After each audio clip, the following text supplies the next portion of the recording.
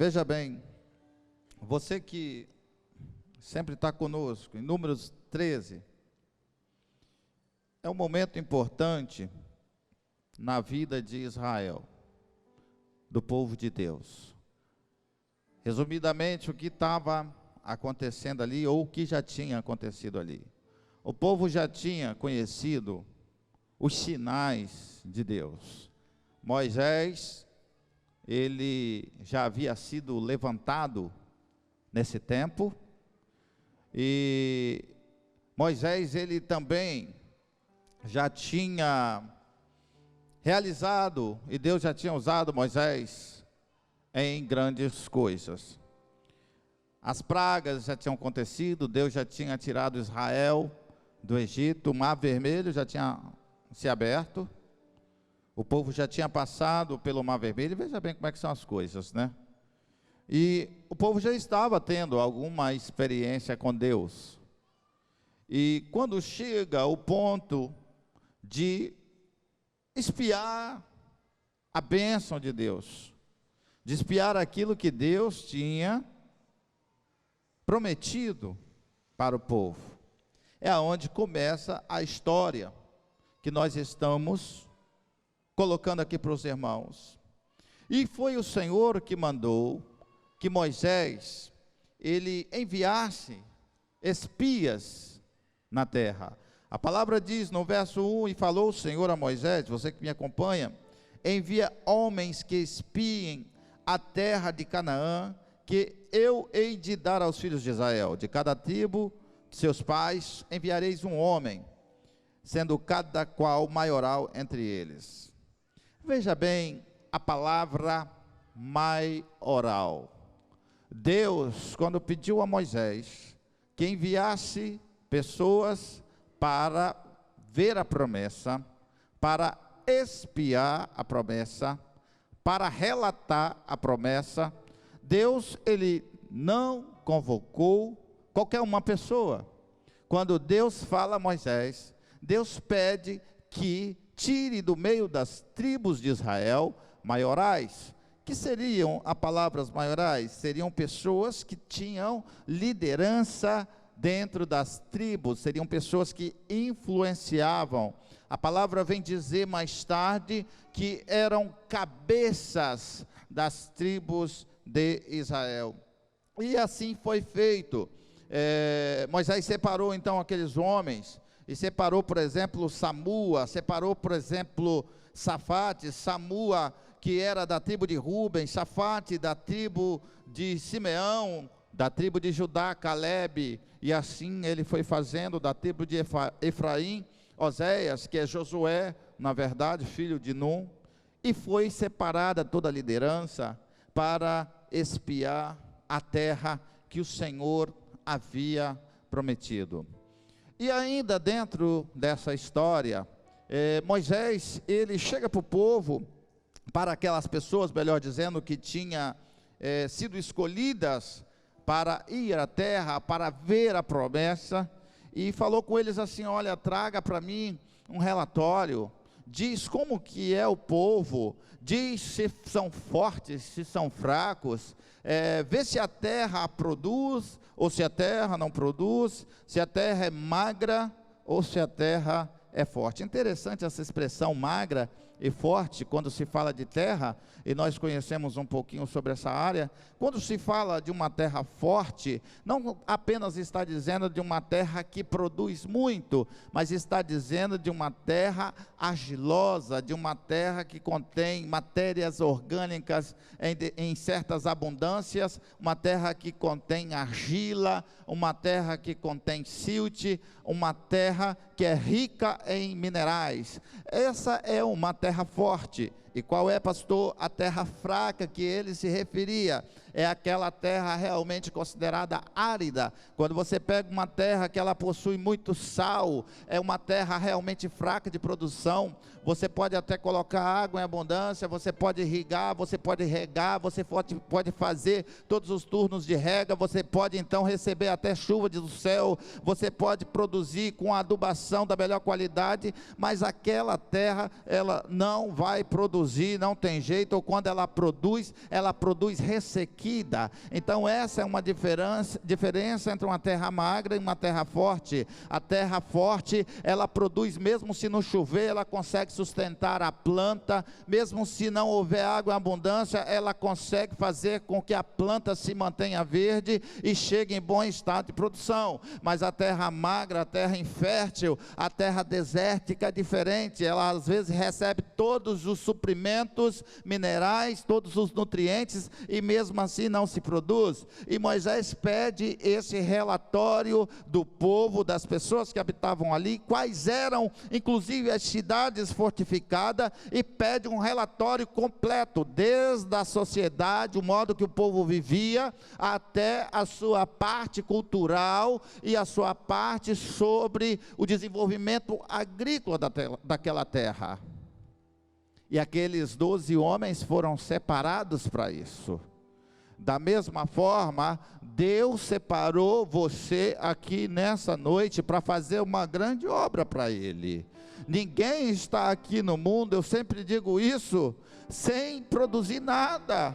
Ninguém vai passar aqui na terra sem deixar um legado. Você precisa passar e deixar a tua marca, seja dentro da tua casa, seja dentro da tua igreja, seja dentro da tua cidade, aonde Deus comissionou você, você precisa deixar algo, você precisa realizar algo, porque Deus separou você, Deus chamou você.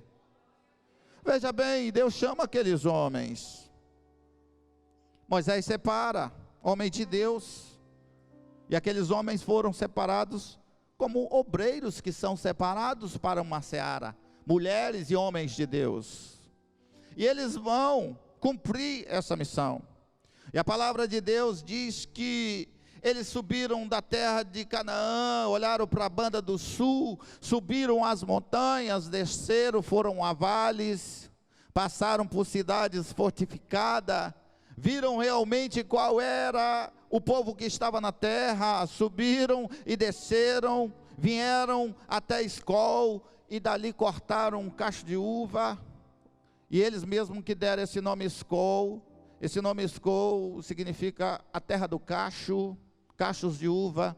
E o cacho de uva lá, meu pastor, eu que sou da área agrícola, vou falar para vocês que a gente produz uma uvinha aqui do Brasil, ou da Argentina, ou quando vem uma uvinha italiana, mas não dá para mensurar um cacho de uva da terra que mana leite e mel, 2 homens fortes segurando e o cacho pesando no meio. Assim era o cacho de uva da terra de Israel. Por quê, pastor? Porque quando Deus fala, meu filho, Ele garante. Quando Deus fala que mana leite e mel, mana leite e mel mesmo. E se Deus falou que na sua vida vai acontecer mesmo. E eles trouxeram todo esse relatório, 40 dias avaliando, examinando. Quantos estão acompanhando o que Deus está falando aqui? 40 dias avaliando, examinando, checando, escrevendo tudo sobre o lugar, para entregar um relatório ao homem de Deus. Muitas vezes nós fazemos isso. Às vezes nós pedimos aos irmãos que estão em campanha missionária, ou que vão em algum lugar mandado, a gente chega lá e fala assim, vai lá, vê como é que é o terreno, vê se produz, se tem almas para ganhar ali naquele lugar, e os irmãos vão, olham e trazem para nós o relatório. É assim que acontece, e foi desse jeito que aconteceu. Trouxeram um relatório, o relatório que eles trouxeram era maravilhoso, o relatório à vista, e dizia assim, olha Moisés, e diante da congregação, já estava anoitecendo. Esse relatório, pelo que a Bíblia coloca, parece que aconteceu no final da tarde, quando eles chegaram, e eles dizem assim, olha, realmente a terra é uma terra boa, a terra não é uma terra fraca, a terra produz mesmo, a terra mana leite e mel mesmo. E começaram a falar das pessoas que estavam habitando naquela terra, e quando eles começaram a falar das pessoas, eles disseram assim, mas tem um porém,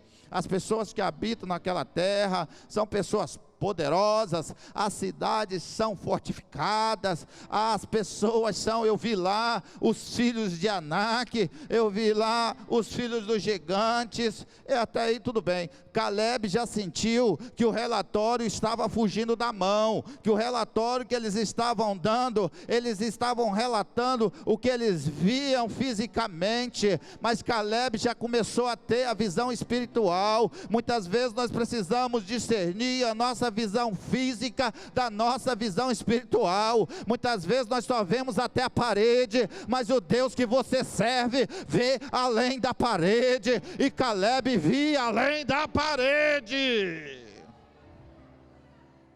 Quantos sentem a presença do Espírito Santo aqui? Qual é a visão que você tem para o projeto que Deus tem entregado nas suas mãos?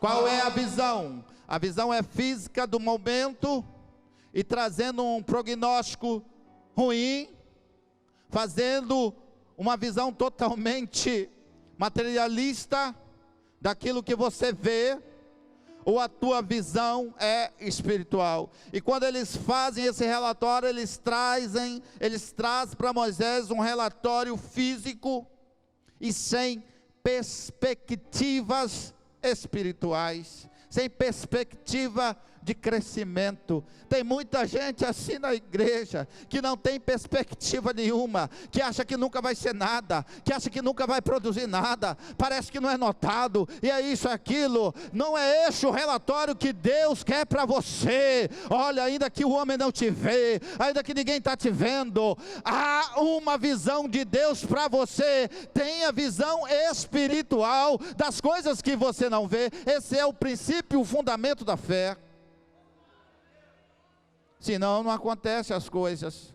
E Caleb, ele corta a fala do pessoal, e ele diz realmente assim, não, realmente, Caleb fez calar o povo perante Moisés e disse assim: vamos nos animar e subir, porque certamente a terra é boa, gente, e Deus vai entregar essa terra nas nossas mãos.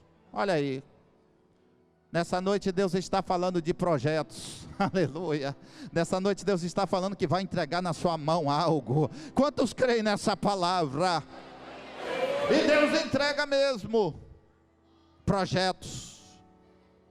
Mas a palavra que nós encontramos aqui na escritura, depois da fala de Moisés, diz assim: porém os homens que com ele subiram disseram: não, nós não poderemos subir contra aquele povo. Irmãos, líderes morrendo de medo, cabeças morrendo de medo do que viram, maiorais com medo da situação, com medo. E tem uma coisa, a palavra diz que eles infamaram, ou seja, produziram uma má fama. Oh, não tem para nós não, não tem jeito não, nós somos pequena, a terra pelo qual vimos e espiamos consome os seus moradores. Aí, ficaram com medo do projeto que Deus estava confiando a eles. Veja bem, irmãos, como funciona na casa de Deus. Alguns anos atrás, há uns 2 anos atrás, eu vou dar um exemplo típico da segunda com Deus. O maestro chegou para mim e disse para mim assim: Joilson está ali, não está? Está ali, Joilson. Eu gosto de dar exemplos que a gente vê e vive. E disse: pastor, vamos fazer uma outra orquestra. Eu disse: filho, como é que nós vamos fazer essa outra orquestra? Porque nós já temos uma orquestra. Nós vamos fazer uma orquestra com os meninos. Eu entendi a visão. Eu disse: você sabe como fazer? Ele falou: sei como fazer. 1 ano depois, a Orquestra Júnior estava tocando aqui, e está tocando aqui até hoje, para a glória de Deus. Se você tiver medo daquilo que Deus está entregando nas suas mãos, as coisas não vão acontecer. Se você tiver medo de triunfar, você não vai triunfar. Se você tiver medo de cantar, você não vai cantar. Se você tiver medo de pregar, você não vai pregar. Mas eu tenho uma palavra de Deus para você, que o verdadeiro amor de Deus tira de você, lança fora todo o medo. Glória a Deus. Alaya seremana show. Candaya simashi. Quantos estão recebendo o que o Espírito Santo está falando aqui? Oh glória, há uma unção poderosa de Deus passeando aqui agora. Receba essa unção aí. Aleluia, aleluia. Exaltado é aquele que vive, glória ao nome do Senhor Altíssimo. Aleluia. E a pergunta nessa noite é: de quem você tem medo? Por que você tem medo? De quem você tem medo? Do que você tem medo? Por que você tem medo? Qual é o problema do seu medo? Se você já tem visto os sinais de Deus na sua vida, se você já viu o mar vermelho se abrir algumas vezes dentro da sua casa, se você já viu Deus varrer enfermidades,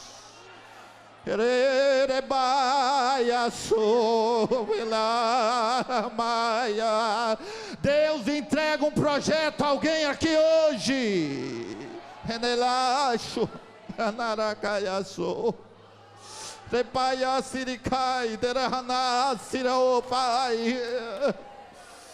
Oh glória, aleluia. Um relatório infamado por 10 que foram separados, eram pessoas, pastores, qualificadas, preparadas, mas que ficaram temerosos, com medo, covardes, porque só conseguiam enxergar a parede. E quantas vezes nós nos sentimos e ficamos assim? Quantas vezes Deus tem colocado algo tão grande na nossa vida, mas nós preferimos ficar encolhidos. Mas o Senhor que te chamou, Ele está tirando o medo da sua vida nessa noite.